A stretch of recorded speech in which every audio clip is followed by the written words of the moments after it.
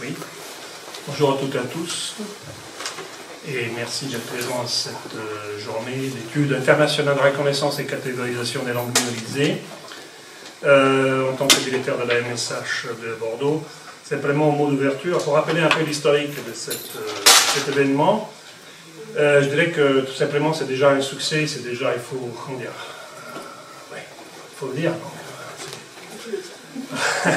C'est déjà un succès avant que ça se tienne, parce que nous l'avons voilà, nous avons rencontré ce collectif en septembre. C'était au début donc une journée d'études doctorales organisée pour l'école doctorale Montagne Humanité, qui n'a pas été acceptée par l'école doctorale, heureusement, qui n'a pas été acceptée donc par l'école doctorale Montagne Humanité. Nous l'avons donc hébergé, accueilli, soutenu donc matériellement, financièrement, et ce collectif de jeunes doctorants donc, ensuite donc, un bon soutien scientifique. Et qu'est-ce que ça a donné donc une journée d'études internationales. C'est extraordinaire qu'on puisse faire des choses comme ça aujourd'hui, dans le contexte actuel, avec des moyens limités, même avec beaucoup d'enthousiasme, avec beaucoup de bonne volonté. Et voilà ce que ça peut produire. Et je trouve ça fantastique. Donc je tiens à remercier Camille Guichard-Libersac, Paula Alexandre Montenegro-Gomez, Lucie Paillet, Nathalie Pénitente Andréade, Marissa Roth-Armencia, donc pour leur engagement. Et ce n'est que le début, parce que le même collectif a postulé donc à l'appel à projet de la Maison des sciences de l'homme 2025, donc il a été sélectionné, il fait partie des 4 projets sélectionnés. On a été très sévère parce que dans le contexte actuel des restrictions budgétaires, donc on a dû être particulièrement sévère, donc on est vraiment heureux donc, que le projet a été sélectionné, donc il y a une suite, donc, pour le 2025, je tiens aussi à remercier Giovanni Agresti donc, pour son accompagnement dès le début. Il ne pourra pas suivre aujourd'hui parce qu'il est très pris dans ses fonctions de directeur de l'AOF de l'Afrique du Nord, non? Je me trompe? Afrique du Nord, en Maroc. Mais il va suivre la suite du projet, donc la continuation de ce projet en 2025. Je remercie Philippe Branchet qui est là avec nous, qui nous fait l'honneur d'être là, qui est grand théoricien des langues minoritaires, minorisées. Alors après, on va nous expliquer, moi en premier, donc la distinction. Je dirais aussi que ça tombe bien parce que c'est un colloque qui s'inscrit bien dans les axes scientifiques de la MSH, notamment dans l'axe 1, sur les sociétés plurilingues, et dans l'axe 2, sur les... Axe 1, territoire plurilingue. Plurilingue, société, j'arrive jamais à l'arrêter. Mais voilà, donc ils sont là, les animatrices, les animateurs, Valérie Aville, Véronique Bertil, Alain Viau, que je remercie, que je ne vois pas, mais que je ne vois pas. Donc on est en train de constituer ici, à la MSH, un noyau très solide d'études. Nous ne sommes qu'une unité d'appui, mais nous sommes en train de constituer un terreau donc très, très favorable donc, aux études sur le plurilinguisme, sur la mobilité, sur l'hybridation. Et nous en sommes très, très heureux. Donc je pense que j'ai dit l'essentiel. Je laisse la parole à Nicolas Guillot pour la partie scientifique. Et je tiens encore à vous remercier, à vous souhaiter des échanges très fructueux. Et vous trouverez ici toujours la MSH un soutien formidable. Merci beaucoup.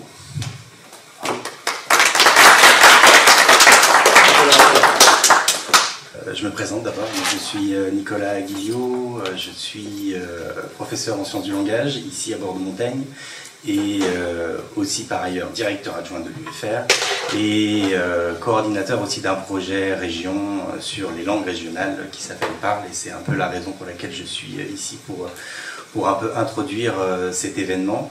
Je vais parler un tout petit peu du projet, mais l'idée c'est pas de faire la publicité de ce projet ici, mais je vais plutôt remercier et féliciter les 6 doctorantes pour cette organisation. Un petit coup de pub quand même pour notre département de sciences du langage, parce qu'il y a quand même un certain nombre d'entre vous qui ont fait leur formation ici. Donc, et on voit qu'il y avait déjà cet intérêt pour ces questions de langue régionale, de langue minoritaire, qu'on a essayé de développer au sein du master et qui aujourd'hui se retrouve sous la forme de vraies questions scientifiques qui vont être, je pense, passionnantes pendant 2 jours. C'est aussi hyper valorisant de voir que ce soit organisé uniquement par des doctorantes. Donc ça, bravo à vous, parce qu'on est conscient de tout ce que ça demande en termes d'investissement, d'organisation. Je suis bien placé maintenant pour le savoir, avec la coordination d'un projet et tout ce que ça demande derrière. Donc félicitations à vous pour cela. Les thématiques du projet, c'est donc la raison pour laquelle je suis ici, sont un peu liées au projet région sur le patrimoine régional linguistique que je coordonne, qui porte sur 3 axes.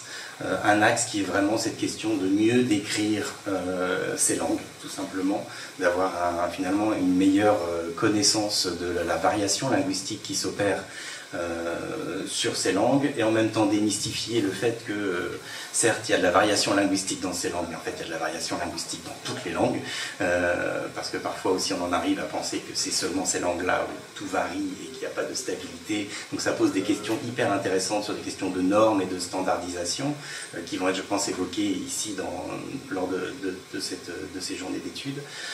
Évidemment, ces questions, elles ne peuvent pas être abordées uniquement à travers la dimension proprement linguistique que j'incarne a priori, puisque moi je suis plutôt expert sur la partie proprement grammaticale, mais on a besoin de se poser des questions qui sont liées aux représentations sociales, à la sociolinguistique et évidemment à ces enjeux de transmission, de didactique qui vont être au cœur de des questions ici qui nous animent. Par rapport au lien avec le projet, il y a un certain nombre d'entre vous, doctorantes, vous faites déjà partie du projet Région, notamment, mais évidemment Alexandra, puisque elle est financée, sa thèse est financée par le projet Région, mais aussi Marie, qui fait partie du projet, Lucie Robert, qui commence à faire partie du projet, puisqu'on l'a déjà convié au dernier événement. On voit bien qu'il y a tout un enjeu sur ces langues régionales, puisque alors notamment grâce à Marie qui a organisé aussi un atelier sur les langues du Sud-Ouest qui m'a permis de rencontrer notamment Philippe Boula de Mareuil sur l'Atlas sonore des langues régionales. On voit bien que toutes ces questions, d'une part en plus, passionnent les personnes qui parlent ces langues, toute cette diversité linguistique, et d'un point de vue scientifique posent des questions passionnantes également. Donc je remercie Marie notamment pour m'avoir fait rencontrer Philippe Boula de Mareuil. Et donc je vous remercie maintenant de me faire rencontrer d'autres personnes, notamment Philippe Blanchet, alors que j'avais vu en visioconférence une fois. Oui, c'était pendant le Covid, je crois, donc il n'y avait pas de choix. Mais je suis très heureux de vous rencontrer cette fois en vrai. Et en plus, je pense qu'on va peut-être se re-rencontrer, parce que je fais un petit peu de pub pour un autre événement où vous allez aller bientôt, qui s'appelle le Festival de goût des langues à Saint-Gilles-Croix-de-Vie, avec Yannick Jolin.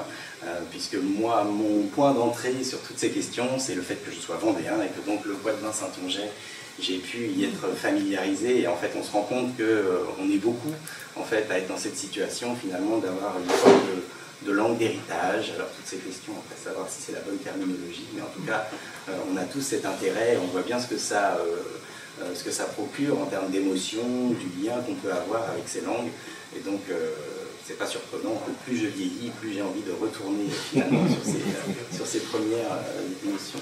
Donc voilà, plein d'enjeux passionnants à discuter pendant 2 jours. Je m'excuse que je ne pourrais pas être là sur les 2 jours complets, mais en tout cas je suis ravi de pouvoir introduire cet événement, et puis j'espère que les discussions seront fructueuses, et nous allons maintenant laisser la place à Philippe Blanchet. Je vous remercie.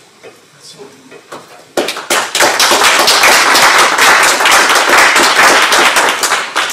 Bonjour à toutes et à tous, moi je suis Marie Sarwat-Armentia, donc je fais partie du comité d'organisation, et on voulait faire un petit mot d'accueil aussi, présenter un petit peu le projet, expliquer la démarche de ce collectif de doctorantes Réclame.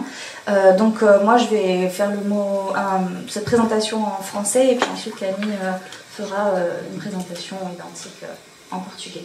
Pour ceux qui sont bilingues ou qui comprennent les deux langues, vous pourrez faire des comparaisons pour voir si on s'exprime de la même manière. Voilà, analyse du discours en direct, en comparé. Donc pour commencer, on tenait évidemment à remercier très chaleureusement toutes les personnes qui ont permis à cet événement de voir le jour. Donc en premier lieu la MSH, aussi bien au niveau institutionnel vraiment, parce que c'est la MSH qui finance l'intégralité de ce workshop et qui va financer une grande partie du colloque que nous allons pouvoir organiser à la fin de l'année, mais également à titre plus personnel, le personnel de la MSH qui nous a aussi énormément épaulé en termes de logistique, que ce soit pour l'organisation du workshop. Ça va aussi bien de la Zoombox au petit four que nous aurons ce midi. C'est quand même très compliqué d'organiser toutes ces choses-là, et en tant que doctorante, on apprend encore. Donc voilà, c'est très important d'avoir cette aide. Et puis également pour, par exemple, remplir les appels à projets, pour demander des financements, tout ça. Donc on n'a pas eu peur d'aller toquer à la porte et de demander à ce qu'on nous explique. Et bon, ça a payé, donc tant mieux. Nous remercions également évidemment toutes les personnes qui participent, donc en premier lieu les conférenciers, Philippe Blanchet et Valérie Heitor-Barzotto, qui ont fait le déplacement physiquement de loin et très loin pour venir nous voir. Également tous les participants, toutes les personnes et participantes qui ont accepté donc, de présenter leurs travaux, et puis vous, le public d'une manière générale, en ligne et en présentiel. Ça n'aurait pas beaucoup de sens, ou ça aurait moins de sens si on faisait un événement juste entre nous. Sandro Landi a déjà refait un petit peu la genèse du projet, mais en fait tout est parti donc de cette venue du professeur Barzotto qui venait en France et pour qui on voulait essayer d'organiser quelque chose afin que sa venue en France puisse avoir du sens et lui faire découvrir notre université à Bordeaux. Le projet, comme ça a été rappelé, avait d'abord été proposé à l'école doctorale pour une initiative doctorante qui, pour différentes raisons, n'a pas été acceptée, mais la MSH s'est proposée pour reprendre le projet à quelques conditions de restructuration. Donc d'une conférence du professeur Barzotto ou d'un petit workshop séminaire doctorant, nous sommes passés à un workshop international de 2 jours, avec réponse à l'appel à projet de la MSH et organisation d'un colloque international à la fin de l'année, pour lequel nous avons également demandé des sous à la maison de la recherche. Voilà, nous sommes passés... Ça nous occupe beaucoup depuis quelque temps, mais on apprend beaucoup, et la salle des doctorants et doctorantes de la MSH est très animée grâce à notre projet, pas seulement, mais voilà.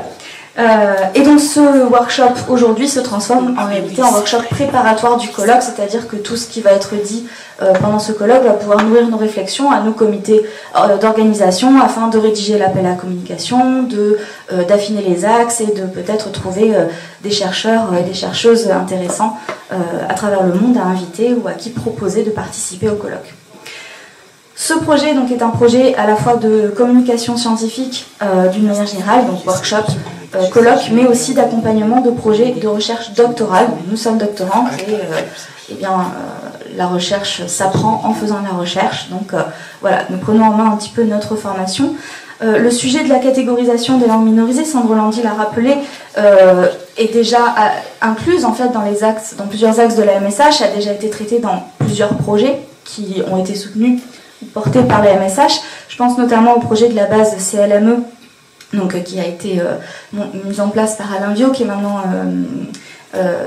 coordonné par Véronique Bertil, qui font partie tous les deux donc, de la journée. Également le projet, alors j'ai plus le nom exact de l'acronyme, Camille, Alcaesc Guarani, voilà, qui a été coporté par Camille, donc pour étudier des questions sur place dans la communauté Guarani. Le Guarani qui aura d'ailleurs un focus demain après-midi. Dans les tables rondes et les communications.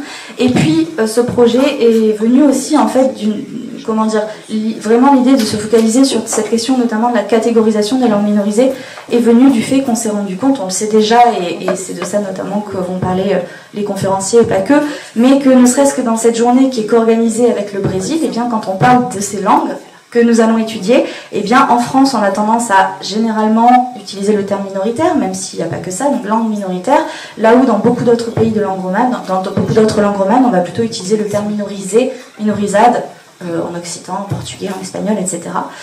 Et donc ça posait cette question aussi tout simplement. Quand j'ai voulu vérifier une traduction hier en portugais, moi je ne parle pas du tout portugais, j'ai utilisé DeepL le traducteur, je lui ai dit langue minoritaire en français, et il m'a sorti langue minoritaire, et alors qu'il connaît minorisade. Donc ça pose cette question de qui utilise quel mot pour désigner quel objet finalement. Et est-ce que les catégories sont les mêmes ou pas? Pourquoi on a choisi des mots différents? Donc tout ça va nourrir notre réflexion. Ce qui est intéressant aussi pour nous, c'est que donc cet événement est organisé en collaboration avec les doctorantes et puis donc Natalia et le professeur Barzotto du Brésil, de l'USP. Et en fait, on s'est rendu compte aussi qu'on n'a pas forcément toujours les mêmes pratiques de recherche ou les mêmes thématiques de recherche. Par exemple, Natalia travaille sur les langues dans les textes académiques, ce qu'on appelle dans le monde latin les textes académiques, qui est une catégorie qu'on n'utilise pas forcément beaucoup en France ou qu'on ne connaît pas. Voilà. Et donc on s'est dit bah, ça pourrait être intéressant justement de faire venir ou de faire intervenir des personnes qui travaillent sur ces questions-là pour découvrir un petit peu ce qu'ils font ou ce qu'elles font là-bas.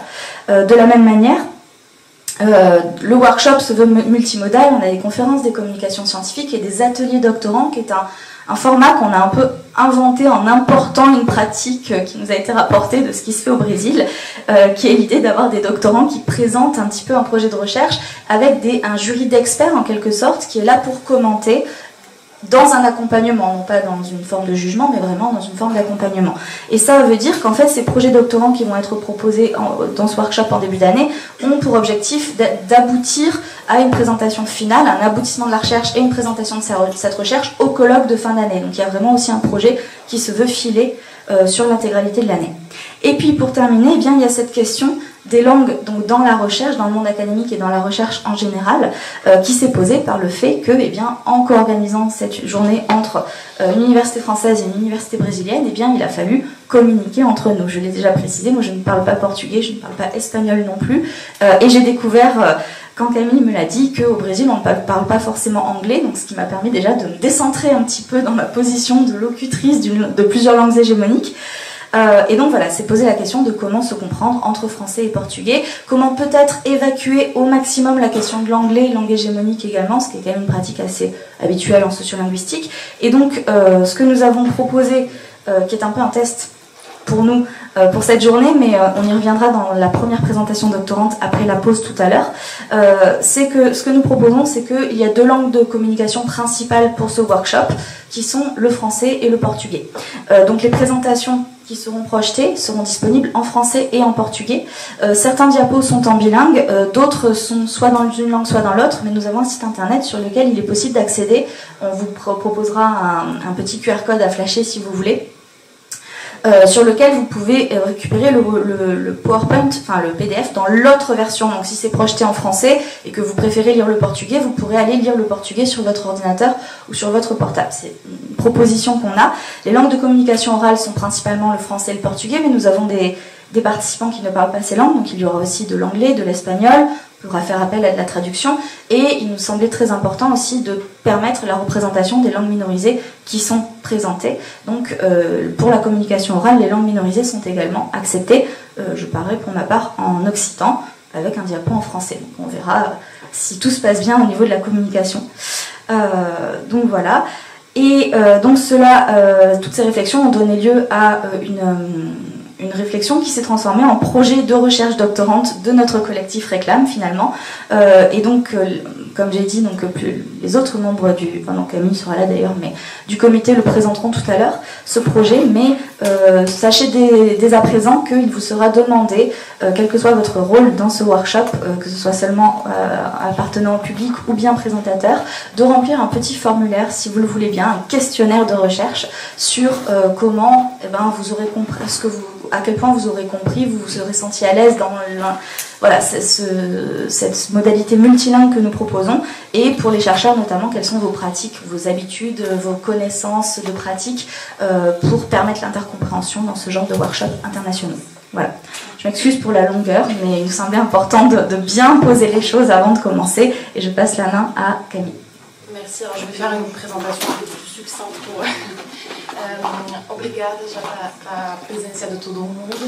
A gente quer agradecer a todas as pessoas que ajudam na organização desse evento, ou seja, a MSAG, que ajudou financeiramente para a organização desse evento, e também as pessoas que trabalham aqui para toda a logística e apoio para montar o dossiê também.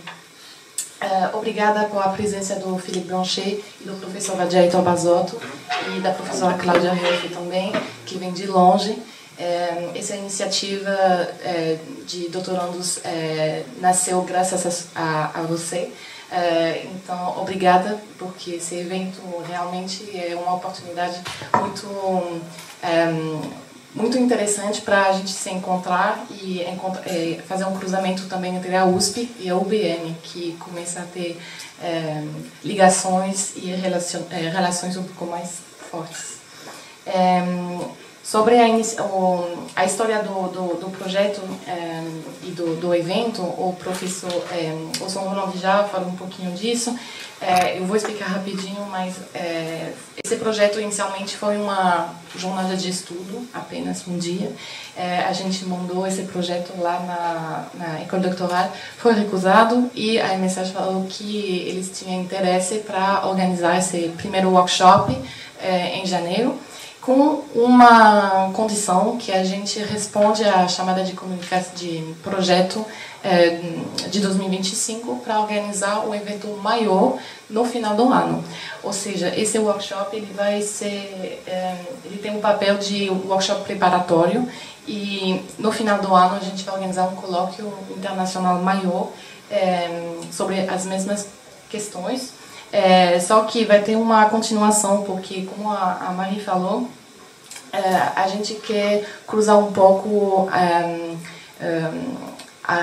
as modalidades de apresentação, por exemplo, que eu conheci no Brasil. Ou seja, a gente tinha a ideia de fazer uma mesa com projetos de doutorandos que vão ser desenvolvidos para o colóquio internacional. Então, as doutorandas vão apresentar projetos, ideias de projetos, que elas vão desenvolver o ano todo e apresentar resultados no final do ano. E, para isso, a gente pensou em convidar debatedores, então são professores, né, que vão dar sugestões, responder perguntas também, preocupações das doutorandas que irão apresentar os projetos. Então, isso para a gente é um pouco inovador, então gostaríamos de ver se funciona. Também a MSAG já tem vários projetos que trabalham sobre a questão da categorização das línguas minorizadas. Tem o projeto de banco de dados CLME, tem o projeto Guarani também, que foi financiado pela MSAG, sobre essas questões de problemas de terminologia, naturalmente da tradução em francês e português para falar sobre essas línguas de minorizada, que a gente fala de minoritária geralmente aqui, mas tem um problema, o professor Philippe Blanchet vai falar um pouco disso, essa questão de terminologia. Então, em todo esse contexto, queríamos também adicionar temas de pesquisa do Brasil, vou falar do Brasil, entre aspas, no sentido de que a gente tem pessoas que vão apresentar temáticas de pesquisa que a gente não olha muito aqui. Por exemplo, as imagens de língua nos textos acadêmicos, que é uma denominação em francês que a gente não usa, texte académique, não é uma terminologia que dá muita informação sobre o que é. E, então, por exemplo, a pesquisa da Natália Penitente Andrade vai ajudar muito a gente em pensar sobre essas categorizações. Enfim, então tem tudo isso, né, da França, do Brasil, das temáticas, as preocupações também da MSAG através desse apoio. E, como a gente trabalha todo mundo junto, tem essa questão da língua de comunicação e do papel das línguas minorizadas no mundo acadêmico, nas comunicações científicas. Porque as principais línguas de comunicação aqui vão ser o francês e o português, porque a iniciativa foi desses dois países e são as duas línguas hegemônicas, entre aspas, presentes aqui. Mas desde que a gente vai falar de línguas minorizadas, não faz sentido de proibir, entre aspas, não deixar um espaço para as línguas minorizadas, que a gente vai ter, por exemplo, o Guarani, o Occitano, o Basco, eu acho também. Enfim, então, como a gente pode integrar essas línguas e, ao mesmo tempo, dar acesso à sabedoria, né, para o público, porque não todo mundo fala Guarani, por exemplo, né, nem Occitano. Então, a gente pensou num formato de apresentação que pode incluir todo mundo, ou seja, dependendo da língua materna, da língua da escolha da pessoa que vai apresentar, a gente vai ter o PowerPoint em outra língua. Ou seja, se a pessoa falar em português, o PowerPoint vai estar em francês. E aí a gente pode trocar, vai ter uma apresentação em occitano, também em guarani, e é um teste, né? Então, faz parte também do pequeno projeto do Coletivo Reclame. A gente vai passar para vocês um formulário para as pessoas que vão apresentar, as pessoas que fazem parte apenas do público, para saber como vocês conseguem entender, acompanhar o evento. Então, isso para a gente vai dar informações para organizar melhor o colóquio internacional depois, em dezembro, no final do ano. Eu acho que eu falei o mais importante.